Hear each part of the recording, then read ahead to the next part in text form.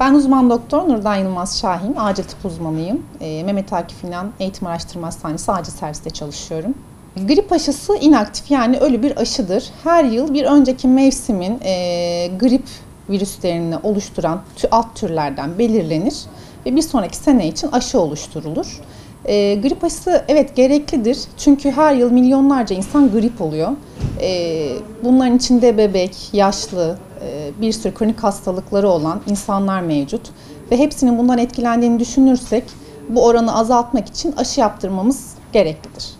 Grip aşısı %60-90 oranında bağışıklık sağladığı için bizim için büyük bir oranda olumlu etkiye sahip. Özellikle riskli grupta, zaten Sağlık Bakanlığımızda riskli gruba ücretsiz aşı sağlamakta, reçete ile beraber ücretsiz elde etmelerini sağlamış durumda.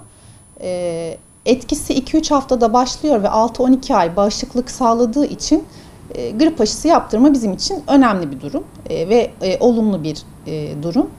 Olumsuz etkileri neler olabilir? Her aşıda olduğu gibi aşı yapılan bölgede kızarıklık, ağrı, şişlik olabilir. Yine vücutta kırgınlık, halsizlik gibi durumlar meydana gelebilir.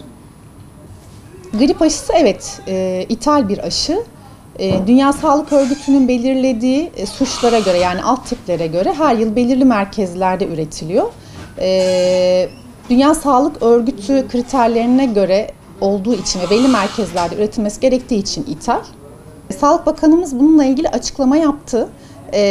İlk etapta aşı yetersiz geldi gibi bir ortam oluştu ama toplamda 1.200.000 doz aşı sağlanacak. Bunun herhalde 2. ya da 3. dağıtım etabındalar. Eczanelerde şu anda yeterli miktarda aşı bulunmakta.